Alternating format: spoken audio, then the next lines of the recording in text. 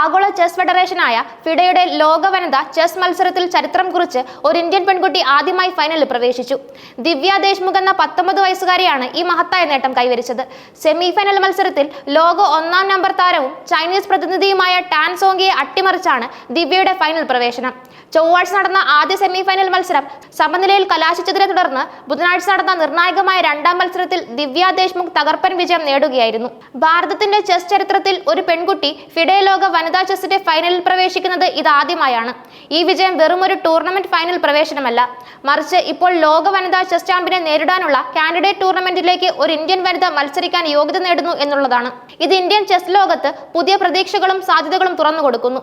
ദിവ്യ ദേശ്മുഖിന്റെ ഈ വിജയം ലോകമെമ്പാടുമുള്ള ചെസ് പ്രേമികളെയും കായിക നിരീക്ഷകരെയും അത്ഭുതപ്പെടുത്തിയിരിക്കുകയാണ്. വെറും 19 വയസ്സിൽ ലോക വനിതാ ചെസ്സിന്റെ ഫൈനലിൽ പ്രവേശിക്കുന്ന ഏറ്റവും പ്രായം കുറഞ്ഞ താരങ്ങളിൽ ഒരാളാണ് ദിവ്യ. ഈ നേട്ടം ഗൂഗിളിൽ ദിവ്യ ദേശ്മുഖിനെ തേടുന്നവരുടെ എണ്ണം വർദ്ധിപ്പിച്ചു.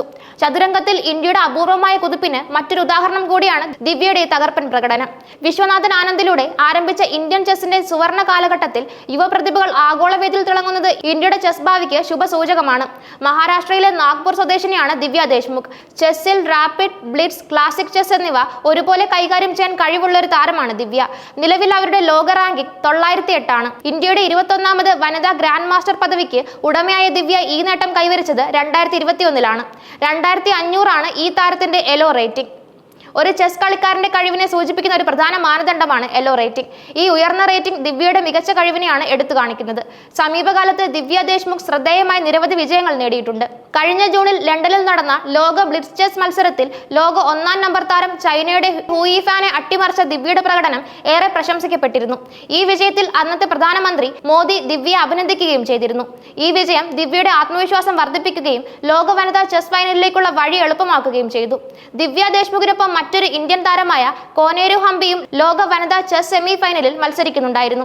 ഹംപിയും വിജയിച്ച് ഫൈനലിൽ എത്തിയിരുന്നെങ്കിൽ അത് ഇന്ത്യക്ക് ചരിത്രപരമായ നേട്ടമാകുമായിരുന്നു. എന്നാൽ സെമി ഫൈനലിൽ ആദ്യഘട്ടത്തിൽ കളിയിൽ ലഭിച്ച മേൽക്കൈ മുതലെടുക്കുന്നതിൽ കോനേരു ഹംപിക്ക് സാധിക്കാതെ പോയി. ചൈനയുടെ ലൈ ടിങ്ജിയുമായുള്ള അവരുടെ മത്സരം 2-ാം വട്ടവും സമനിലയിൽ പിരിയുകയായിരുന്നു. ഹംപി കൂടി ഫൈനലിൽ എത്തിയാൽ അത് ഇന്ത്യക്ക് അവിസ്മരണീയമായ നേട്ടമാകും. ലോക വനിതാ ചെസ്സിന്റെ ഫൈനലിൽ 2 ഇന്ത്യൻ താരങ്ങൾ ഏറ്റുമുട്ടുക എന്നത് ഇന്ത്യൻ കായിക ചരിത്രത്തിലെ ഒരു വലിയ നാഴികക്കല്ലായിരിക്കും.